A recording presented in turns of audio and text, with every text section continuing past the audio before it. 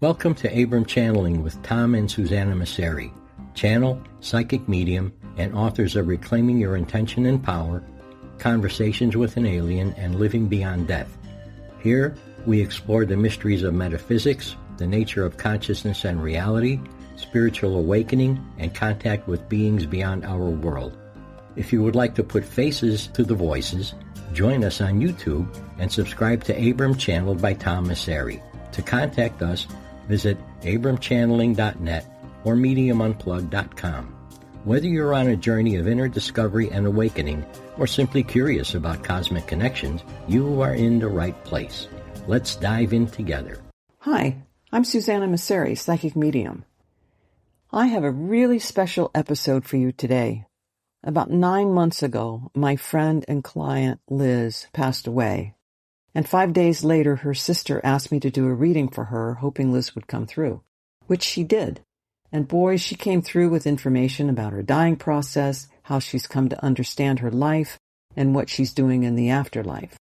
Her emotions were very strong, as was her presence, and my teariness throughout the reading reflects the depth of her emotions. These are her emotions, they are not my emotions. Liz offers us profound messages that can touch any of us.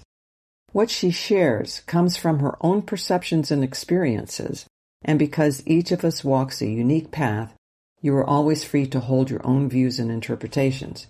But I think you will get a lot out of the reading, which has been edited to exclude personal information that was given. If you carry fears around death, dying, or the afterlife, my hope is that these messages bring you some comfort. So let's get into the reading. All right, so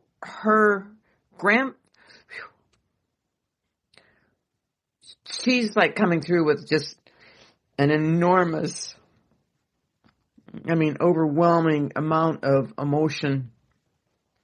And that her grandfather met her. He was... Which grandfather? Hang on a second. He was with her in the bathroom. So she's saying that when she looked at, was it her son that came in? Johnny. When she looked at Johnny, the grandfather was standing like right behind Johnny. So she had vision of both Johnny and her grandfather. This grandfather, it was whatever grandfather she had been the closest to. Well, I think they were both dead. I know that Daddy's father was long dead, and I have a feeling Elizabeth's was dead too. Well, it's whomever she felt the connection with, more of a connection with, emotional connection with. I'm kind of feeling like mother's father. Uh-huh. So who would that be? She's saying that you would know if you thought about it. Whomever she felt the most emotionally connected to. He was big. From what I see, he was big. I didn't even know my dad's father at all. Okay. He was long gone. Okay. All right. She doesn't want me to get hung up on this. Okay. She's saying that the important thing is that there was someone there for her. Right. I believe this is the one that neither one of you knew. That would be both. Okay. All right. She did have more of, a connection with one of them anyway. That was the one that was there to greet her, that was with her. I don't know if she ever said this out loud, but she had not a fear, but she had a desire. She did not want to die alone. Uh-huh. And she didn't. No. So she had her son there, but she was going more for not dying alone. She didn't want to cross over alone. That was one of her big things. She wanted to know that there was someone who loved her enough to be there in spirit when she passed. She's telling me that all through her lifetime, she has felt so unloved and so alone. And she tried to be there for other people, even though there were times when it may not have been wanted or appreciated. But this was a part of her. This was a part of her makeup of not being loved and not having that validation. And she's saying that it's difficult when people give you validation, when people say things, to you, it's appreciated, but it's like having empty words, because if you don't believe it, it really doesn't mean anything. And so she said it didn't matter what people said to her or how they encouraged her, that because of her feelings of unworthiness and not being loved, that while the words were appreciated, it never sunk in. She said they never sunk into my soul. I never had that. I never felt that. I think that was from her mom. Hang on.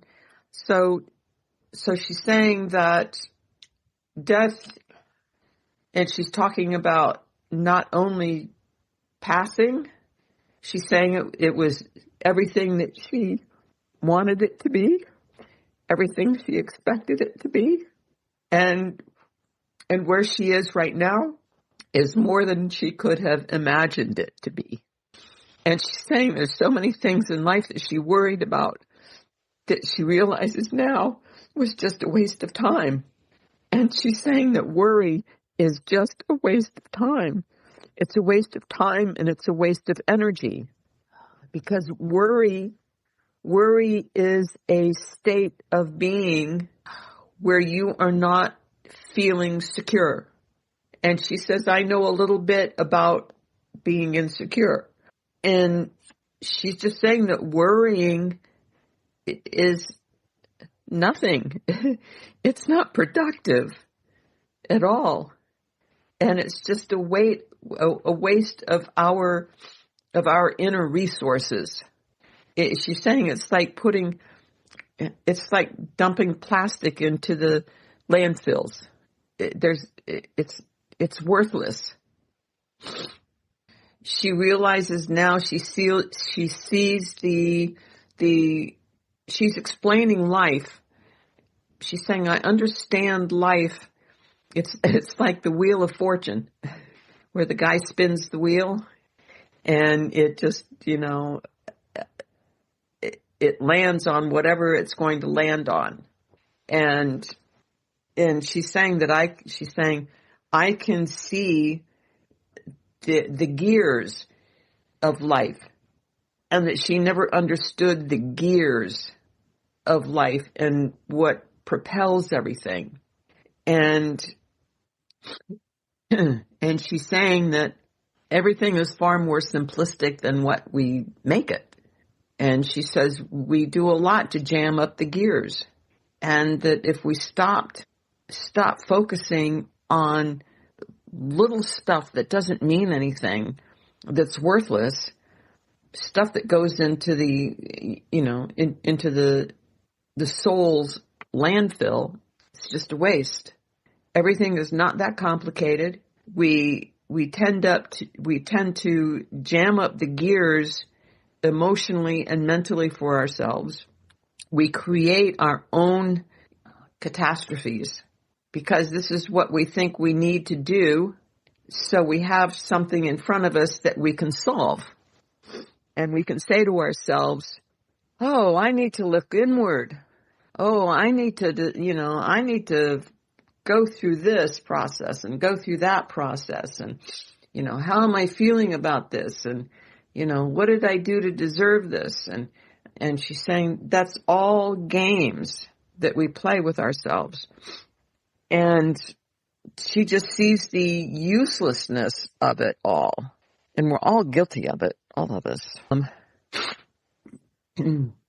She's in a really, really good place because it's not going to be difficult for her to close off.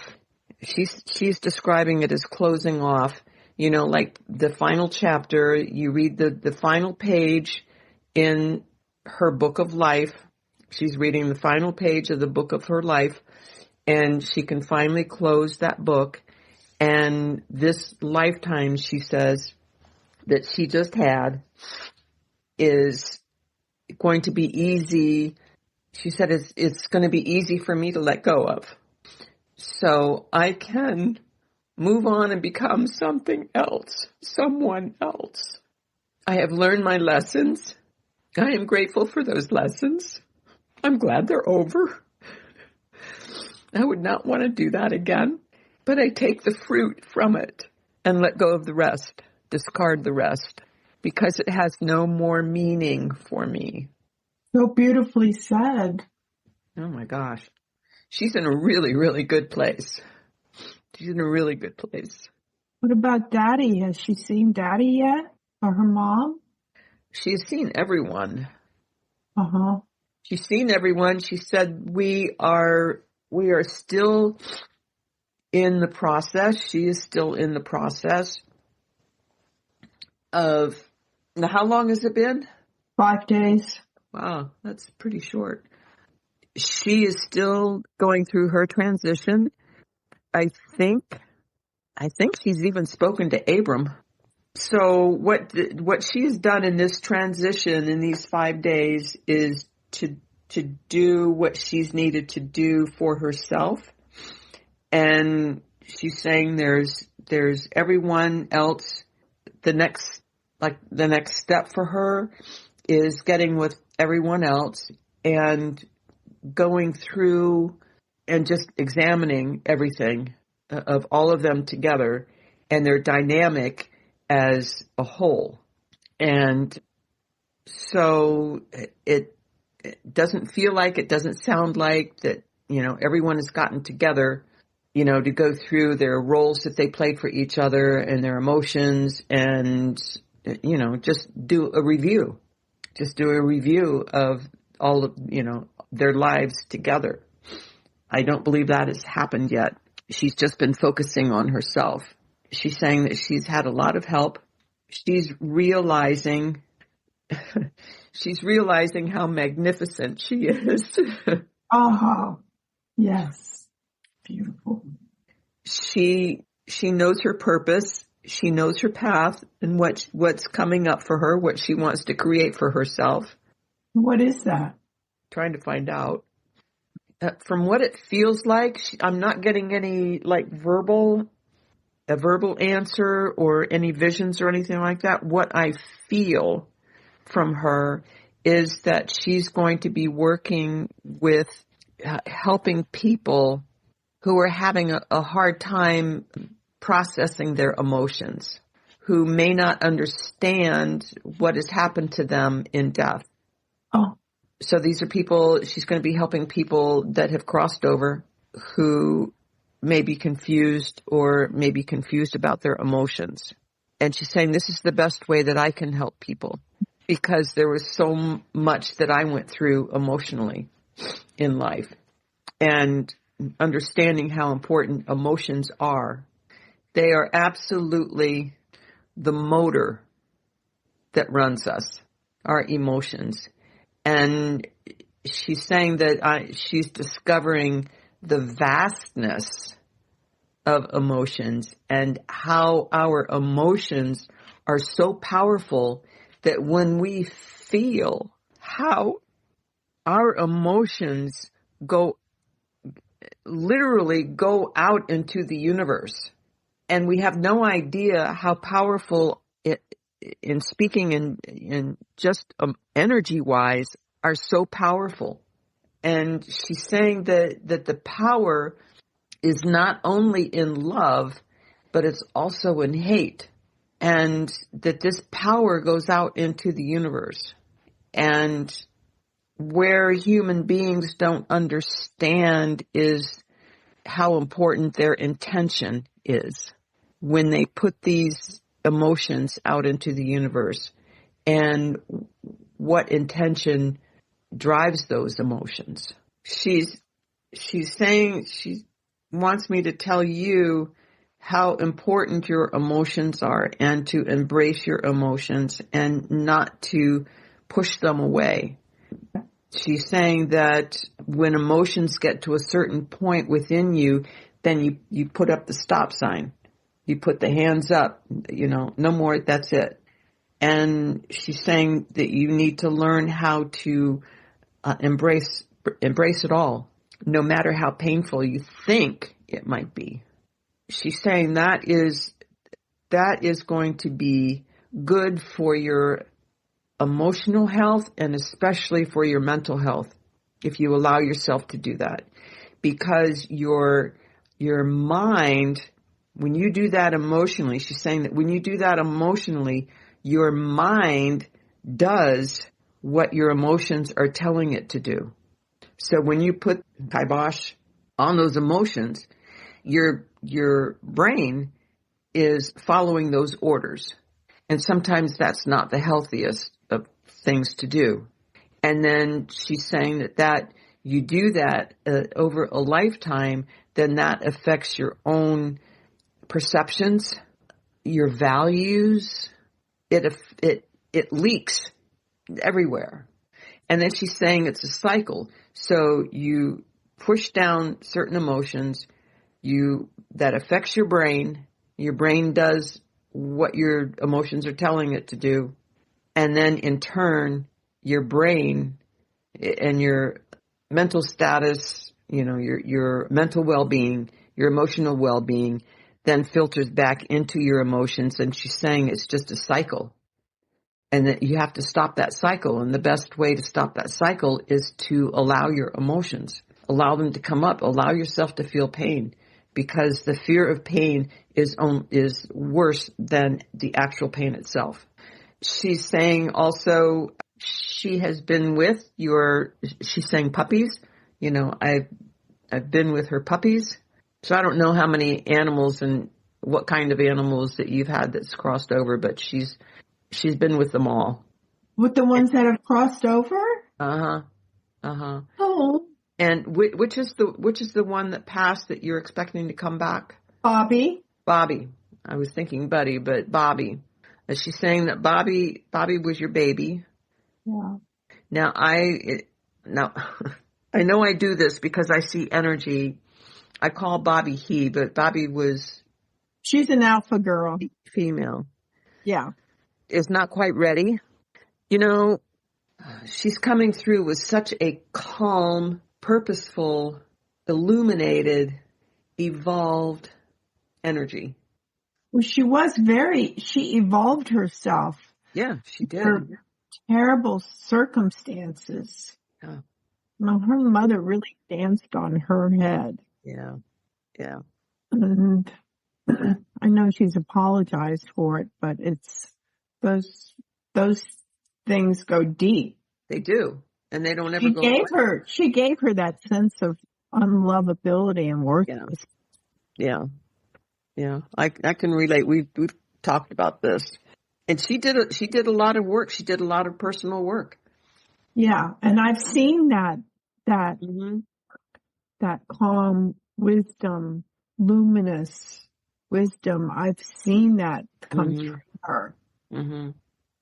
She That's wrote, why I respect her so much. Yeah. Yeah. She gave me such a beautiful testimonial about my book that it's on my website. It's on the front page of my website. I don't think I'll ever change it. I mean, it's just really, really nice, really heartfelt, and really appreciated. I'm just going to miss her so much. I could always depend on her every year. I'm grateful she mentioned Bobby. Yeah. What about her kitties? I was just asking her that. I mean, I've talked to her friend Dana, and Dana says maybe she might have somebody that would be a good cat owner that could take them. It's not official. Is Liz helping with that? Yes, she'll make sure that they get to where they need to be, whether they go together or whether they go separately. She'll make sure that they go where they need to be. She's saying, I would not ever abandon them. And they know they are like of two minds. You know, they're the physical cats who understand that she's gone. And then there's the spiritual side of them that knows that she's gone. I mean, you know, has that understanding. They are still processing as being physical cats. They're still processing what happened because this has been traumatic for them. And so they're, you know, like working through their own stuff, but they realize that she's gone and they have seen her. They've seen her in spirit. Yeah. So she's saying, you know, that they're still in the physical,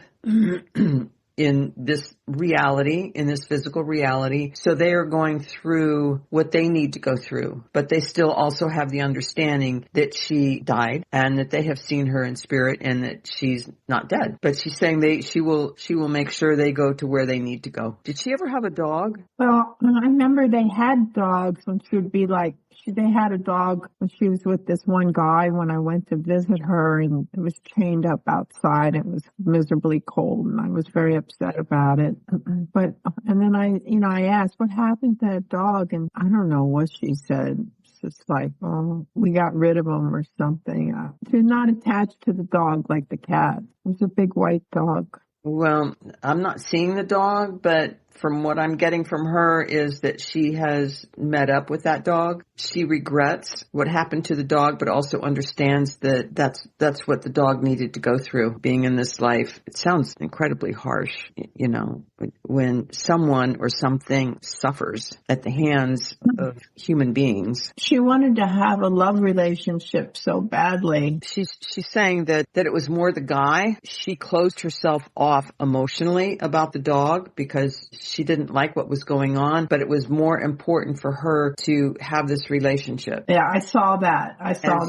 So she did whatever he wanted. Exactly. And she's saying he was not a good person. No. He was not good to her. He was not good to animals. He was not good to anyone else. He was not a good person. Right. But she was so desperate that she would have done anything. And he knew that. He used that against her. Yeah. In a lot of ways. She's saying she made a lot of bad choices, but she understands why now. She wanted to give her love. Yeah, but she was in that cycle of wanting love, but feeling she didn't deserve it. Yeah. And she wasn't worthwhile. So she hooked up with people who validated that for her, that she wasn't worthwhile. And so she picked the wrong people. She's saying this is all the recycled stuff. She said we recycle ourselves.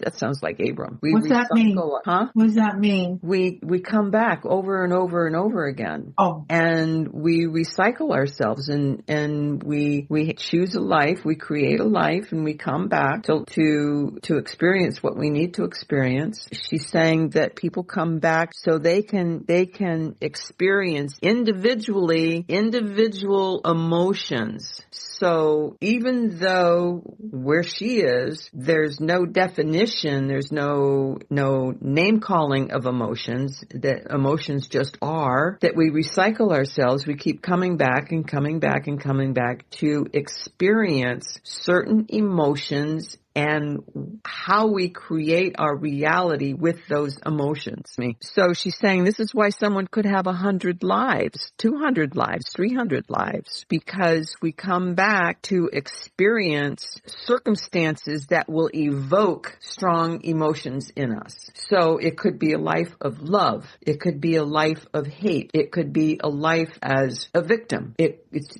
just so you know what it feels like to be a victim, to live a life as murderer. So you feel those emotions. And she's saying it can be tough. She's saying this is a tough reality, and we've chosen this.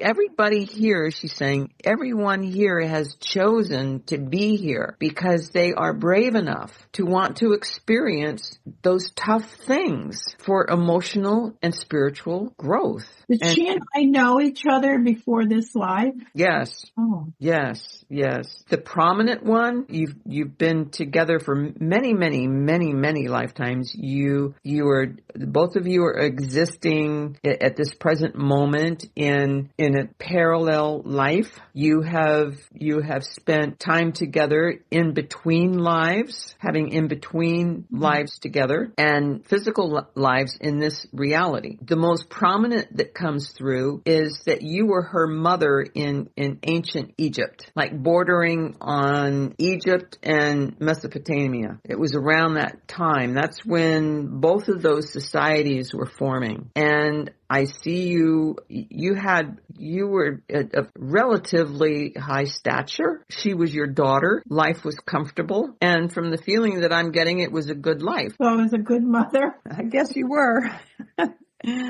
I get the feeling that she didn't have a long life. She's not giving me any kind of time frame, but she did not grow to be old. She's saying you have a while to go yet. She's telling me, she said, you know as well as I do, I can't predict anything, but she has a while to go. I'm not ready to go. I've got too many things No, you're not ready to go. You're not ready to go. But she just wants you to know that her transition was good. She's in a very good place. It was time. It was her time. She was ready. She felt as if she had kind of wrapped things up, and it was her time to go. And she's glad that she went the way that she went because she was in and out. She had time to adjust because she knew what was happening. She was not scared. That's good to know. And she's saying there was no pain. That's good to know. She had no pain, and it was a very smooth and peaceful transition. Did she hit her head? Did she have a heart attack? Did she fall? She had dizziness, which is probably from the lack of oxygen. And did they find any wounds or anything on her head? Because He didn't say. I'm not getting, if she hit her head, then it was something that she didn't realize, because she's saying it, she just lost oxygen. She was dizzy. Now, if it were her heart and she felt anywhere near the way that Tom did when Tom had his heart attack, he couldn't breathe. He had no energy, and so it was most likely that she fell. But it wasn't the falling, I don't believe. From what I'm getting from her, I don't think it was the falling. It was the lack of oxygen. And with the lack of oxygen, and then there was I think an issue with blood sugar. Did she have a blood sugar problem? She was diabetic. Okay. So there was a glucose problem.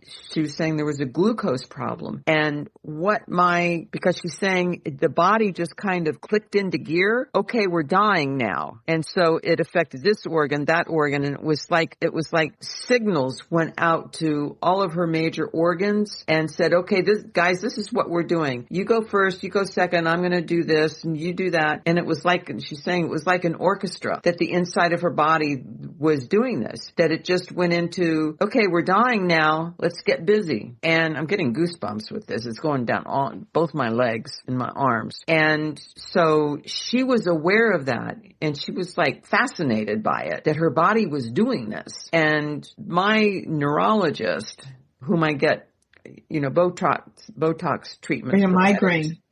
He was telling me, I was telling him what was going on with my body and the way I have to eat and everything. And he said, just, always watch your glucose, because he said, if your glucose drops significantly, he said, you can die in 5 minutes because all of your organs will start to shut down. So this was part of her problem also. This was part of her dying process. It was not only not having oxygen and being dizzy and weak, that her glucose dropped significantly, which gave the signal to the rest of her organs in her body. Okay, guys, this is what we're doing. Wow. And so she was aware of everything that was going on in her body and how everything was working. And she was just like, oh, damn.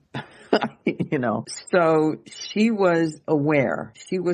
She's saying she never felt more alive than when she was dying. Wow. She's telling me I had no idea that the body was so in touch and in tune, and that the body is aside from knowing that, it's a biological body that we're in, is that the body is its own being. It is its own being, and it works on electricity. And she's saying we have to be careful of our thoughts, because thoughts are electricity, and the electricity of our thoughts goes directly into our body. She has taught me so much today. Oh my God. Me too. Thank you, Liz. That's fascinating. That's just really fascinating. Yes. So she was in a very, very, very good place during her dying process. That is so important to know, and to know she wasn't scared. Yeah. This is amazing. I had never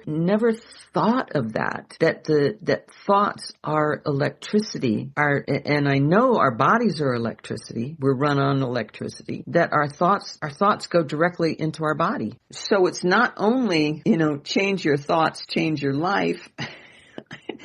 Change your thoughts, change your body. Right. With the intention, she brought up intention. Wow.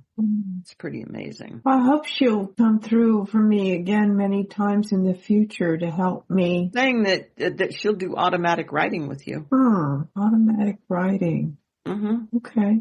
She's saying you can do that. Okay. She's saying that you're going to have to get used to feeling her around, to be open to that, to feeling her around, and then be open to, just like you're journaling or something, when you let your thoughts wander, and she can speak that way. Mm-hmm. She's saying it's up to you. She knew more than what her conscious mind knew. She was always grateful for you, but she's always had that connection with you, and that connection, it comes from many lives together. So there was deep love for you, and so that each of you did things to protect yourself. She said, I understood it all. She said, I really understood it all. And that she wants you to know how much love she had and has for you. I'm going to miss you, Liz. I miss you.